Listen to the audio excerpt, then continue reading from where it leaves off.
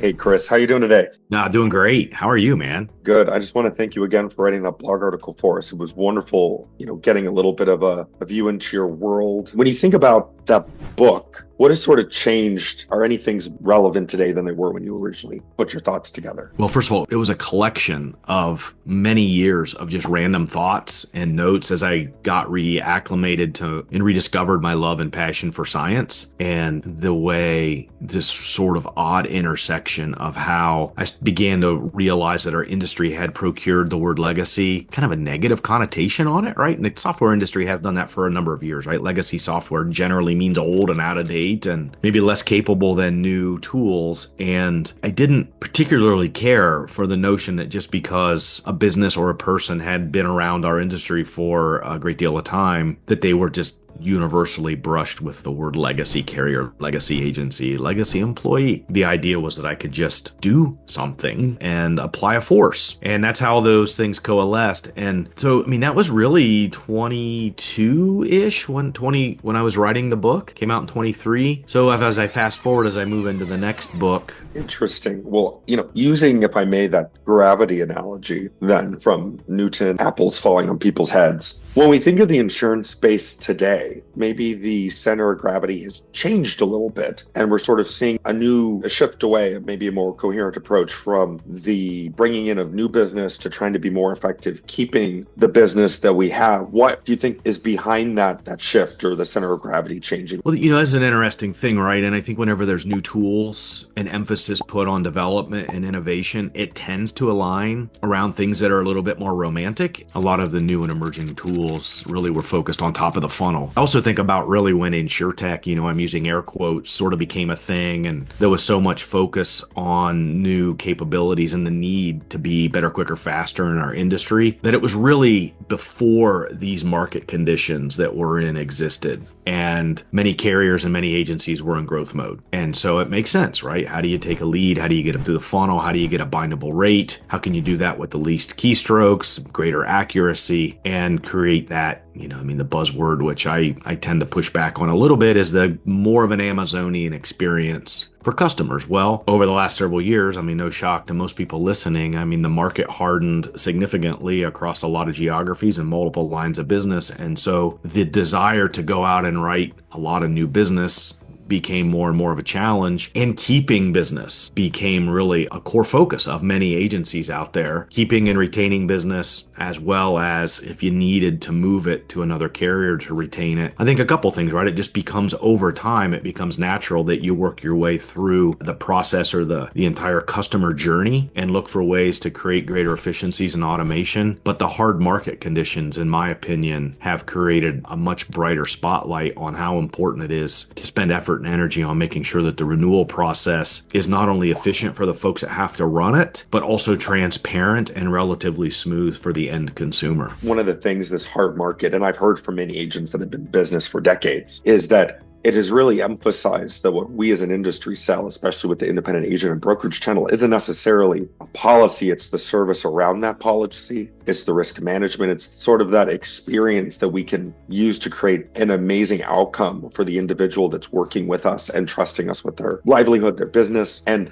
goes against everything I learned when I started in this industry, is that consumers, businesses, they're so price sensitive. And you made a comment the other day that actually the agency workforce is much more price sensitive than the consumers that are buying the policies from. Can you kind of walk me through that? That was really eye-opening for me. Yeah, I've seen some studies in a different, over the years, and had exposure to them when I had time on the carrier side as well, and especially through these market cycles. By and large, consumers have more price change tolerance than the agents did. And so as I say that out loud, that would typically mean in an operational perspective that, again, broad brush strokes here, Colby, that the average agency would begin remarketing accounts at a lower price increase threshold than their carriers or their customers might demand. And so, I mean, obviously with these conditions, and now we're in these modes where, I mean, the price changes with the market conditions. This isn't like, is it 5% or is it 7%? We're in the double digit realm. And so, it's sort of like, we're probably past that for all stakeholder groups where it was like, hey, this is a lot. Can there be better options out there where I can still be protected and taken care of without these kind of price increases? But what I always took away from that was, well, first of all, I mean, there's education and insight there. And are we artificially creating a shopping trigger for a customer that wouldn't otherwise exist? And I understand the fear that if we're not out in front of that, and some of the value that agencies bring, certainly the risk management, all of those kind of things that you alluded to, is to make sure that customers are being taken care of and that a price increase doesn't cause them to go down the street or to another solution. But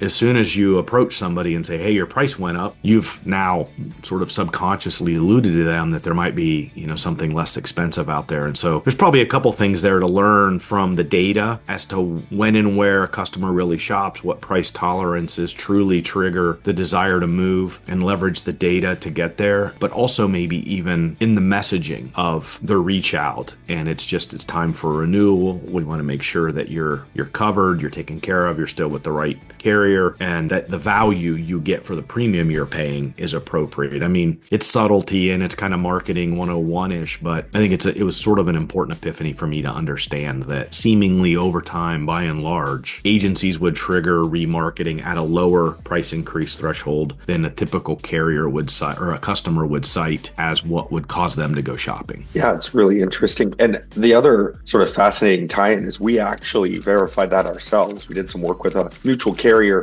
specifically on personal lines auto, which is often thought of as the most price sensitive line of business out there, especially for monoline customers. We found that out of everybody who canceled or switched from this carrier to another carrier, only 5% of those cancellations were actually driven by price. The other 95% were driven by things like service, geographic availability, other things that don't necessarily bubble up top of mind. So what are the implications to an agency and their operations, maybe even to their tech stack, when they're so price sensitive? What implications if you were to contrast an agency that's very price sensitive for their customers and one that's not, what might the outcomes be different there? It's kind of live and die by the same sword in that regard too. So we've talked about this a lot over the years across a lot of channels in marketing and how do you create unique differentiation. But in a world where there are so many avenues to buy and to do price comparisons, hanging your hat on price shopping as a differentiator is relatively thin. It's thinner than it used to be many years ago where it was hard to go get quotes. But with online options and large rating aggregators and premium estimators out there, it's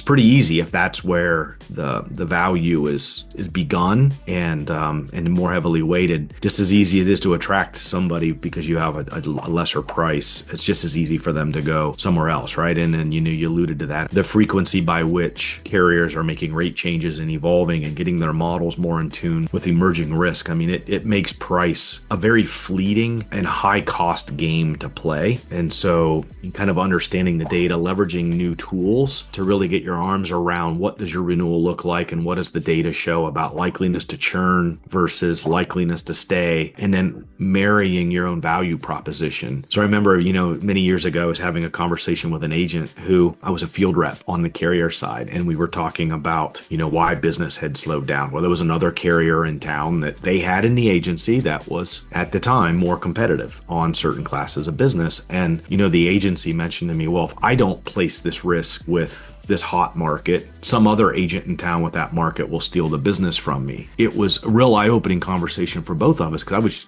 still young and learning and probably prone to saying some things that ended up with one of my feet in my mouth or just changing feet. But I asked, well, if it's literally just about who has that carrier, what value does your agency add to it? And it created a really good conversation about, and I didn't even realize it at the time, but caused that agent to articulate why they thought they were a better agent for that kind of business in the community. They even answered it themselves that they weren't really a price seller. And so trying to compare those two markets versus a lower cost and say, I mean, yes, maybe the customer wants that, but maybe they want some other things. I think we've definitely seen a trend where people are sort of saying, we're not going to remarket your account every year. And that's okay, unless there is a significant change in a business or in your personal life that would require a new type of policy, maybe a carrier that's a better fit for where you're at. Well, that's, real quickly on that, because that's one of the things you asked, about like the technology stack and, the operational side of things. I'd love to see the data on this, but I have a thesis that agencies that are more targeted in what triggers a remarket and how they focus on that probably have higher operating returns and greater employee retention and satisfaction, probably a better culture. I mean, that's grindy type work. And there are more tools out there that can take real world data to help an agency understand when and where and how to focus their remarketing efforts, even just in providing external data to show, hey, there are some life events that happened here or events in the business you may not have been aware of. And then also what actually happens inside a book of business. I think that's a great segue to my last question for you, which is, you talk about that grindy type work. And in the industry today, I'm hearing that it's brutal out there to hire customer service reps, to hire account managers, to hire the people that are necessary for maintaining that renewal revenue. I'm just curious, what are 2 or 3 really cool technologies that you've seen that seem to provide help for those people doing that grindy type work and taking some of that effort off their plate? ReFocus AI, right? Softball question. No, I mean, I just love, the tools that are starting to focus there. That's one. There are some platforms out there that are starting to do more predictive analytics. This likeliness to churn is a buzzword, we use, but starting to look at life events, maybe even scour the social media footprint, reacting to tone and tenor of email or phone conversation, helping provide the human being doing the work with some insights that, hey, the person you're talking to or the person you're not talking to, making a move or may need to make a move. And those things are important to have that, the insight around that, again, to put time and effort where it makes sense and not spend time where it's really not going to add value, or you might have the unintended consequence of creating a customer now thinking about shopping. So that's a hard one to kind of work through. The analytics side of these things is where I get, really kind of geeked out and starting to see better tools to help agencies understand the data at their disposal, clean it up, synthesize it, create more of a single version of truth around their clientele so that now they can better evaluate all of these, these types of scenarios and the things that can kind of feed into that. This has been maybe an underserved area of focus here. 2 companies that come to mind for me actually in this area. One is Rocket Referrals. They're not called Client Circle. Tori and the team have done a really great job. And they have some amazing statistics they put out around your renewal retention just by sending somebody an automated birthday card, right? Like it's not mind-blowing stuff. Yeah, that's a great point too. I wasn't even thinking in that realm. So that's a great trigger. But yeah, I mean, these are ACT partners, but Rocket Referrals and the Agency Revolutions, Experience.com, Brightfire. I mean, there's a lot of marketing automation companies out there that are really good at ingesting the data from an agency and helping take some of the insights along the way and really automating client contact. And so, you could have, any sort of varied perspective on how many touches a year makes sense based on the line of business and those types of things. But some great solutions out there is CRMs like Agency Zoom as well, or even the Insured Minds. I mean, they all provide these capabilities to create a better customer experience that's more and more custom tailored to each client, each line of business, each unique circumstance, so that the staff doesn't have to create a lot of these emails or newsletters or those kind of things on their own. Even seeing some solutions now that are enabled by artificial intelligence, consuming transcripts from all the voice calls and summarizing them and looking for keywords. And so, when the account execs are in the throes of the moment, and they're on the phone call just grinding, now the leaders of the agency can get updates and just summaries of calls, or looking for keyword triggers to coach and mentor their staff, or maybe to look for things that a person in the moment might not have seen. And then even taking that one step further and creating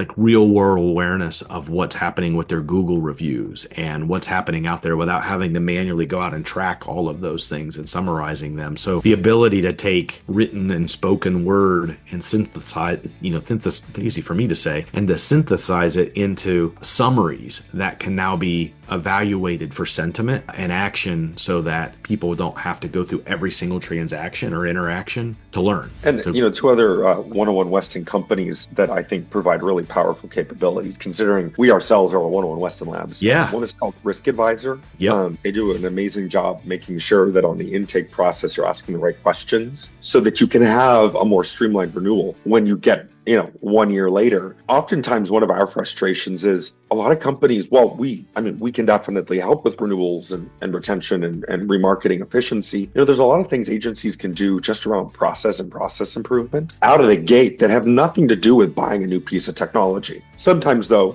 pieces of technology like us, like Risk Advisors, having a better process so you can get to the end state you want faster. The other company that I really like, that I think is going to be doing a great job, especially in more of like the commercial space, where you have really complex accord forms and you're trying to complete different applications to get them back to carriers. It's called KAI, so KAY.ai.